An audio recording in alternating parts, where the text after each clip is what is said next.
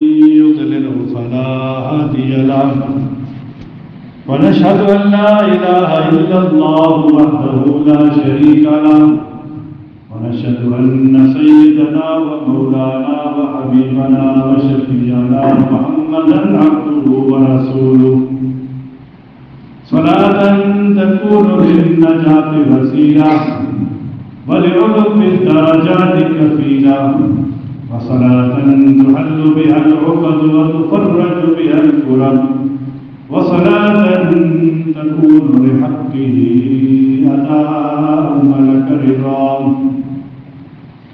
أما بعد فأعوذ بالله من الشيطان الرجيم. بسم الله الرحمن الرحيم. ولو أن أهل القرى واتقوا لفتحنا عليهم بركات من السماء والأرض ولكن كذبوا فأخذناهم بما كانوا يكسبون. وقال النبي صلى الله تعالى عليه وسلم: كن في الدنيا كأنك غريب أو عابر سبيل، أو كما قال صلى الله تعالى عليه وسلم: يا رب صل وسلم دائما أبدا على حبيبك خير الخلق كلهم، هو الحبيب الذي ترجى شفاعته لكل هول من الأهوال المتهمين. سبحان ربك رب العزة عما يصفون وسلام على المرسلين والحمد لله رب العالمين. قابل احترام حاضر عزیز بزرگوں، دوستوں اور بھائیوں، اللہ تبارک و تعالی نے رمضان کا تعلق جیسا قرآن کے ساتھ ہے، ایسے ہی روزے کا تعلق تقوی کے ساتھ ہے. تقوی ایسی چیز ہے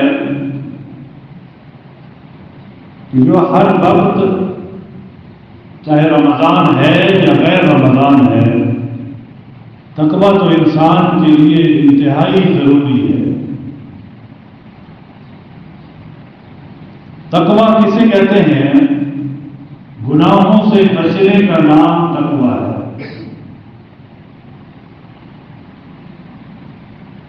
یہ تو ایسے ہے کہ جیسے ایمان والا ہے، مسلمان ہے، عبادات بھی کر رہا ہے، نمازیں پڑھ رہا ہے، روزہ رکھ رہا ہے، تراویح پڑھ رہا ہے، ساری عبادات کر رہا ہے، ایک طرف نیکیاں جمع ہیں اور ایک طرف گناہ کر کے اپنی نیکیوں کو ضائع کر رہا ہے. یہ تو ایسے ہے کہ جیسے ایک مٹکا ہو اور اس کے نیچے سوراخ ہو اور اوپر سے نلکا چلا دیا جائے، ٹوٹی چلا دی جائے اور ہم کہیں کہ یہ مٹکا بھرتا نہیں ہے، پانی کہاں جا رہا ہے؟ پانی اندر ٹھہرتا ہی نہیں ہے، پانی چل رہا ہے چل رہا ہے چل رہا ہے، مٹکا نہیں بھر رہا. ایسی ہی مثال ہے ایمان والے کی. ایک ایمان والا کتنی نیکیاں کرتا ہے لیکن اپنی نیکیوں کو چند منٹوں میں، سیکنڈوں میں اپنی نیکیاں ضائع کر دیتا ہے. روزہ کتنی بڑی عبادت ہے، اللہ کا سب سے بڑا حکم ہے. جیسے نماز حکم ہے، ایسی روزہ بڑا حکم ہے، حج بڑا حکم ہے، زکات بڑا حکم ہے. سارے اللہ کے احکامات کو پورا کرنا، اللہ کے احکامات کی بجاوری کرنا انسان کے اہل ایمان کی انتہائی ضروری ہے. تقوی گناہوں سے بچنے کا نام ہے. کتنے اولیاء اللہ صلی صالحین کے واقعات پڑھتے ہیں جنہوں نے جو ولایت کے اعلیٰ درجے تک پہنچے ہیں. کوئی بھی اللہ کا ولی اس وقت تک نہیں کر سکتا کہ جب تک وہ گناہوں سے نہ بچتا ہو. اپنے آپ کو گناہوں سے نہ بچائے۔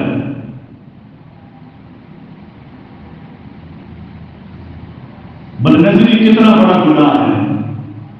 اللہ پاک قرآن مجید نے ہماری ہر طرح کی رہنمائی کی ہے۔ قل للمؤمنین یغضوا من ابصارہم، ایمان والوں کو کتاب ہے کہ اپنی آنکھوں کو جھکاؤ، وَيَحْفَظُوا فُرُوجَهُمْ، اور اپنے شرمگاہوں کی حفاظت کرو۔ ایسے ہی ایمان والوں کو ایسی کتاب ہے، اور ایمان والی عورتوں کو بھی ایسی کتاب ہے۔ قل للمؤمنات یغضضن من ابصارہن، ایمان والوں، ایمان والی عورتوں اپنی آنکھوں کو جھکاؤ، وَيَحْفَظْنَ فُرُوجَهُنَّ، اور اپنی شرمگاہوں کی حفاظت کرو۔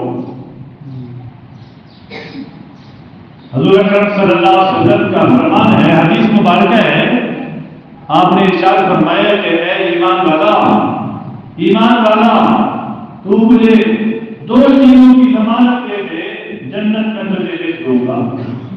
دو چیزوں کی ضمانت دے دو۔ ایک وہ چیز جو دو جبلوں کے درمیان میں ہے، جس کو زبان کہتے ہیں، اور ایک وہ چیز جو دو رانوں کے درمیان میں ہے، وہ شرمگاہ ہے۔ اگر یہ دونوں چیزیں معبود ہیں، عبادت میں ہیں، اللہ کے نبی علیہ السلام فرما رہے ہیں کہ میں نے تجھے جنت کا ضامن بنا دیا، جنت تجھے لکھ دی ہے۔ اب دیکھ لیں کہ کتنے گناہ ہوتے ہیں ہمارے زبان کے ذریعے سے ہوتے ہیں۔ تھانے کچہریوں میں جا کے دیکھیں، جیلوں میں جا کے دیکھیں، ہر ایک سے جا کے پوچھیں کہ جیل میں کیوں آئے ہو، ہر ایک سے جا کے پوچھیں، سامنے جا کے پوچھیں، جتنے سالوں سال کے کیس چل رہے ہیں، ہاں بھائی یہ کیس کیوں چل رہا ہے؟ زبان کا کمال ہے۔ اس زبان نے انسان کو سالوں سال کی جیلیں کٹوا دی ہیں، قتل ہو جاتے ہیں۔ قتل کیوں ہو گیا؟ زبان کی وجہ سے ہو گیا، بد اخلاقی کی وجہ سے ہو گیا، کیونکہ آج کل تو صبر ویسے ہی ختم ہو گیا ہے، صبر نہیں ہے۔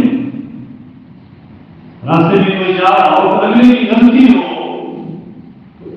ان کو کہیں کہ بھائی ذرا ایک طرف پھیل جاؤ، ایک طرف رک جاؤ، یا دیر کی بول دو بھائی، بڑا پیار سے بولو، لیکن اگلا بندہ غلطی پر ہے، وہ اپنی غلطی ماننے کے لیے تیار نہیں۔ آگے سے کیا جواب ہوتا ہے؟ ادھر سے گزر جاؤ۔ صبر کا پیمانہ آج ہمارے اندر سے نکل چکا ہے، صبر نہیں ہے۔ بد اخلاقی اتنی زیادہ ہو چکی ہے، اسی بد اخلاقی کی وجہ سے اور بدگمانی کی وجہ سے انسان جہنم کے اندر گرے گا۔ یہ زبان یہ انسان کو جہنم میں لے جانے والی ہے۔ بد اخلاقی کیوں اخلاق بولے جاتے ہیں؟ اخلاق بولے جائیں گے، قیامت کے دیکھا جائے گا کہ اس بندے کے اخلاق کتنے تھے، اخلاق کتنے تھے۔ ایک انسان جو جیسے حدیث کے اندر آتا ہے کہ جس کے اندر نرمی نہیں ہے، اس کے اندر کوئی خیر نہیں ہے۔ نرمی نہیں ہے تو کوئی خیر نہیں ہے۔ اگر نرمی ہے تو وہ انسان بھلائی والا ہے۔ اور حدیث پاک کے اندر آتا ہے، نبی صلی اللہ علیہ وسلم کا فرمان ہے کہ جو انسان بھلائی والے کام کرتا ہے اور بھلائی کو عام کرتا ہے اور میری اوروں کے ساتھ بھلائیاں کرتا ہے، اللہ تبارک و تعالیٰ اس کے لیے بھلائیاں کے سارے راستے آسان کر دیتے ہیں۔ خیر اس کے لیے شروع ہو جاتی ہے۔ جیسے کہ حدیث کے اندر آتا ہے کہ ہم کسی اور کے لیے اگر دعا مانگیں، ایک دعا یہ ہے کہ اپنے لیے مانگ رہے ہیں، یا اللہ میرے ساتھ جو کر، میرے بچوں کے ساتھ جو کر، میرے بیوی کے ساتھ، میرے والدین کے ساتھ، میرے کاروبار کے ساتھ، اپنے لیے دعا مانگنا ہے۔ یہ دعا مانگنا ہے یا اللہ تمام مسلمانوں کو ہدایت دے، یا اللہ جتنے بے روزگار ہیں یا اللہ سب کو روزگار عطا فرما، یا اللہ اس کے ہمارے بھائی کی اولاد نہیں ہے، یا اللہ اس کو اولاد عطا فرما، اور ان کے لیے دعا کر رہے ہیں۔ اللہ تبارک و تعالیٰ ایک فرشتہ قائم کرتے ہیں، ایک فرشتہ اللہ مقرر کرتا ہے اور اس کے ذمہ لگاتا ہے کہ یہ بندہ اوروں کے فرشتہ اس کی مدد میں لگ جاتا ہے. ہم اپنے بھائی کے لیے دعا مانگ رہے ہیں اور فرشتہ ہمارے پیچھے. اللہ جل شانہ ہمارے راستوں کو آسان کر دیتے ہیں, ہمارے ساتھ بھلائی کا معاملہ شروع ہو جاتا ہے. کتنی بڑی بات ہے, دین ہمارا کتنا آسان ہے. حضور پاک علیہ السلام نے ہمیں بڑا پیارا دین دیا. ان الدین عند اللہ الاسلام, دین اللہ کے ہاں صرف اسلام ہے, مسلمان ہونا ہے. اور اسلام کیسے کہتے ہیں؟ اسلام کہتے ہیں سر تسلیم کرو, اپنے آپ کو, اپنے سر کو اگلے کے سامنے جھکا دینا. یا اللہ ہمارا سر تمہارے سامنے تیرے قدموں کے اندر ہے, تیرے قدموں کے اندر ہے. جیسے ہم سجدے میں جاتے ہیں نماز میں, تو ہم یہ تسلیم کریں کہ ہمارا سر اللہ کے قدموں کے اندر ہے.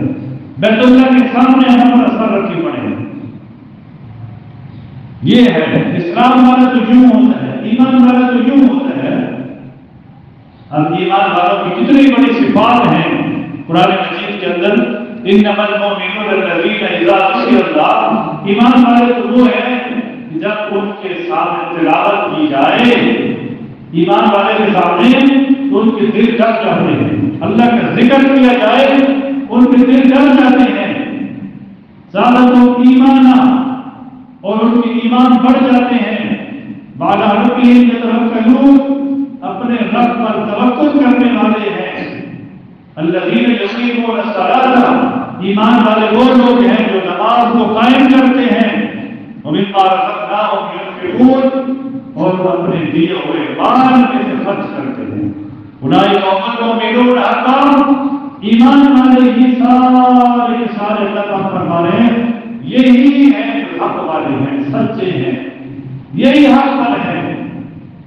اور پھر جن کے اندر یہ صفات ہوتی ہیں یہ حق والے ہو گئے. اب ان کی انعامات کیا ہے؟ اللہ پاک نے انعام بھی بتا دیا. کہا یہ صفات پوری کرو, لہم درجات عند ربہم, اپنے رب کے پاس ان کے لیے بلند درجات ہیں. ومغفرۃ, اور پھر مغفرت کا وعدہ اللہ نے کر دیا. ورزق کریم, اور رزق کریم بھی اللہ پاک دے گا. رزق کریم ہوتا ہے کہ جو آسانی کا رزق ہو, بغیر مشقت کے ہمیں مل جائے اور ہم اس کو استعمال کرنے, کھا لیں پی لیں, وہ رزق کریم ہے. وہ رزق کریم نہیں ہے کہ دن دہاڑے اور رات دن اپنی سوچوں میں اور ٹھوکرے مار کے حاصل کر رہا ہے, جھوٹ توڑ کے حاصل کر رہا ہے, دھوکہ لے کے حاصل کر رہا ہے, اگلوں کو فراغ لگا کے رزق حاصل کر رہا ہے. مال تو بنا دیتا ہے, جیسے اب سود کا پیسہ ہے. سود تو بحق من اللہ ورسولہ, اللہ اور اس کے رسول کے ساتھ ملانے جنگ ہے سود. ہم ایک انسان کے کہ میں تو بڑا مالدار ہوں, میرے پاس بڑا مال ہے اور میں اللہ کے راستے میں بھی دینے والا ہوں, خرچ کرنے والا ہوں, زکات دیتا ہوں. مال سود کا ہے, حرام کا ہے. نماز بھی پڑھ رہا ہے, عبادت بھی کر رہا ہے, اور حرام مال کھا رہا ہے, پہن رہا ہے, بچوں کو بھی کھلا رہا ہے, گھر والوں کو بھی کھلا رہا ہے, اور سود کا مال ہے, زکات بھی دے رہا ہے, حج بھی کر رہا ہے, عمرے بھی کر رہا ہے, کوئی عبادت قبول نہیں. جب تک ہمارا مال پاک نہیں ہوگا عبادت قبول نہیں ہے. حتیٰ یہ ایک لقمہ, ابو بکر صدیق رضی اللہ تعالیٰ عنہ کے بارے میں آتا ہے, ایک شبہ کا لقمہ, یعنی پتہ چل گیا اور ایک شبہ کا لقمہ اندر چلا گیا, ابو بکر صدیق رضی اللہ عنہ کیا کر رہے ہیں, اس کو نکال رہے ہیں. اتنی کوشش کر رہے ہیں کہ وہ لقمہ میرا باہر آ جائے, کہ یہ مشکوک لقمہ چلا گیا ہے میرے پیٹ کے اندر. سال والے صحابی نے فرمایا ہے, ابو بکر کیا کرتے ہو؟ جب وہ لقمہ نکال لیا, ابو بکر فرمانے لگے اگر میری جان ہی چلی جاتی تو میں اس لقمے کو نکال کے چھوڑوں. ایک مشکوک لقمہ اندر چلا گیا. پھر آج ہم دیکھ لیں ہمارے پیٹ تو پھر حرام سے بھرے ہوئے ہیں, غیر اللہ کی نعمتوں سے بھرے ہوئے ہیں, غیر اللہ کے نام پر ذکر کرنے والوں کے ان کے ہر ایک کھاتے ہیں. کیا کچھ ہمارے ساتھ میں پورا ساتھ کیا ہوتا ہے؟ یہ اس کے نام کا پکڑا ہے, یہ اس کے نام کا پکڑا ہے, یہ اس کے نام کا پکڑا ہے. لیکن اللہ کے نام پہ پکانے والے کو وہ تو آج کم ہو گئے، غیر کے نام پہ پکانے والے زیادہ ہو گئے، لوگوں کو دکھانے کے لیے پکڑا ہے، لوگ دیکھیں بڑا مال خرچ کر رہا ہے۔ یہ سارے کام ایمان والے کے لیے، ایمان والے کے لیے، ایمان والے کی بات اور ہے، ہم تقویٰ حاصل کریں، گناہوں سے بچیں، ان سارے گناہوں سے بچیں، سود سے بچیں، نماز کبھی نہ چھوڑیں، روزہ کبھی نہ چھوڑیں۔ ایک روزہ جان بوجھ کے جو انسان چھوڑ دیتا ہے، رمضان کا صحت مند ہے، طاقتور ہے، اللہ نے صحت دی ہے، جان بوجھ کے روزہ چھوڑ دیا، ساری عمر روزہ رکھتا رہے، اس ایک روزے کا بدلہ نہیں پا سکتا، اس روزے کا حساب نہیں پا سکتا۔ ایک روزہ کسی نے اگر چھوڑ دیا جان بوجھ کے، قرآن کا اللہ تعالیٰ معاف فرمائے، ہمارے یہ جرت ہے کہ آپ کی یہ سارے ہوٹل کھلے ہوئے ہیں، آگے کنارے کھڑے ہوئے ہیں، او بھائی جو مریض ہے، جو مسافر ہے وہ اپنا بندوبست کر لیں گے، تم کس لیے ہوٹل کھول کے بیٹھے ہو؟ لوگ باہر پہ چائے پی رہے، کھانے کھا رہے ہیں، ذرا ہی قدر نہیں ہے، رمضان کا احترام ختم ہو گیا۔ میرے بھائی کی دکان ہے کنارے میں، وہ ذرا کل پرسوں بتا رہا تھا کہ سر یہاں بھائی ہماری دکان کے سامنے سے چائے گزر کی جاتی ہے، ابھی بھی رمضان کے روزوں میں چائے وہاں سے بھر کے آگے جانے ہوتی ہے، جی آگے دکانوں پہ لوگ چائے پی رہے ہیں۔ میں نے کوئی کام کروانا تھا کسی گیا ہوں دکان پہ، اندر اچانک ایسے میں داخل ہوا، ایسے گیا ہوں کاؤنٹر کے اندر رکھ کے روٹی کھا رہا تھا، 22-24-25 سال کا نوجوان تھا، کام کر رہا تھا کمپیوٹر پہ اور کھانا کھا رہا تھا، اس نے ایسے ڈبہ بند کیا اور اندر رکھا روٹی کو ایک گولی میں چھوڑا ہوا، حیران ہو گیا، اور کا میرے سے ڈر گیا، اللہ کا ڈر نہیں۔ اگر یہ اللہ کا ڈر اگر انسان کے اندر آ جائے تو سارا معاملہ ٹھیک ہو جائے گا، سارا معاملہ، ساری بات اندر کی ہے، دل کی بات ہے، اللہ کا خوف نہیں ہے تو یہ سارے کام ہو رہے ہیں، گناہ ہو رہے ہیں، اور گناہوں کی نحوست اتنی گندی ہے کہ آج ہمیں عبادت کا شوق ختم ہو گیا۔ عبادت کا شوق وہ تقوی کے ساتھ آتا ہے، نماز کے ساتھ آتا ہے، قرآن کی تلاوت کے ساتھ آتا ہے، ہر وقت اللہ کے ذکر کے ساتھ عبادت کا شوق پیدا ہوتا ہے۔ ہم درود پاک کی کثرت کیا کریں، درود پاک کی کثرت کیا کریں، چاہے رمضان ہے یا غیر رمضان ہے، درود پاک ایسی عبادت ہے کہ جس عبادت پر اللہ نے قبولیت کی مہر لگائی ہے، قبول ہی قبول ہے، ایک دفعہ پڑھ لیں، 100 دفعہ پڑھ لیں، 500 دفعہ پڑھ لیں، 1000 دفعہ پڑھ لیں، اللہ تعالیٰ شاہ کو اس درود پاک کی کثرت کی برکت سے اللہ ہمارے سارے کاموں کو بنا دے گا، بگڑے کام ہمارے سارے بن جائیں گے، اللہ آسان کر دے گا۔ ہمارے سب سے بڑا جو روزی کا مسئلہ ہے وہ درود پاک کی کثرت سے آسان ہو جاتا ہے، لیکن آج ہم عمل کی طرف نہیں آتے، بڑی کمزوری ہے ہمارے لیے، بڑی کمزوری ہے، بھائی عمل کی طرف آ جائیں۔ ویسے ہی رمضان کا یہ ابھی آخری ہے، آج جمعہ آخری ہے، یہ اس کے اعتبار سے ایک بات مشہور ہے، ایسے ایک مسئلے کی بات ہے کہ کچھ ایسے مولویوں نے یہ بنا ہوا ہے، قضائے عمری بنائی ہوئی ہے، کوئی اس کی حدیث کے اندر ثبوت نہیں ہے، کوئی ثبوت نہیں ہے، سارا نمازیں قضا کرو، نماز پڑھو نہیں، اور یہ ایک ڈھنگوسلا بنایا ہوا ہے کہ آخری جمعے میں وہ 2 رکعت 4 رکعت پر نہیں پڑھتے ہیں، اس سے وہ ساری نمازیں آپ کی پوری ہو گئی ہیں، آپ کی نمازیں پچھلی پوری ہیں، آپ آگے زندگی اسٹارٹ ہو رہی ہے، آگے آپ عبادت شروع کرو۔ ابھی کسی نے کسی کی اگر 10 لوگ پیسے دینے ہو، 10 لاکھ روپے دینا ہو، قرضہ ہو، اور وہ آخر میں کہے کہ اب میں رمضان کا آخری جمعہ ہے، لہٰذا میرے سے 1000 لے لو اور وہ 10 لاکھ روپیہ میرا معاف کر دو، کیوں جی آخری جمعہ ہے، معاف ہو جائے گا، کون معاف کرتا ہے؟ کوئی خیر کوئی کسی کو معاف نہیں کرتا. عبادات اور نمازیں ہماری صرف 2 رکعت میں ساری نمازیں نہیں، کوئی قضائے عمر والی یہ بات نہیں ہے بھائی. حدیث میں اس کا کوئی ثبوت نہیں اور کوئی چیز نہیں. اس طرح فطرانے کا مسئلہ پہلے ہی بتایا تھا. 250 روپے کے حساب سے ہمارا یہاں پہ جو عید الفطر سے پہلے بھائی اپنے مستحقین تک اس کو پہنچائیں بھائی، یہ فطرانہ ہے. اس طرح زکوٰۃ کا مسئلہ ہے، ہمارے گھروں میں زیورات پڑے ہیں، ہماری دکانداری ہے، مال پڑا ہے، اس کا حساب کروا کے علماء سے اس کی زکوٰۃ ادا کریں. یہ اللہ کا حصہ ہے، ہمارے مال کا حصہ ہے. جیسے بدن کا حصہ روزہ ہے، ایسے ہی ہمارے مال کا حصہ زکوٰۃ ہے. مال کو پاک کریں بھائی. اللہ جل شان کو ہمیں عمل کی توفیق عطا فرمائے. وآخر دعوانا الحمدللہ رب العالمین.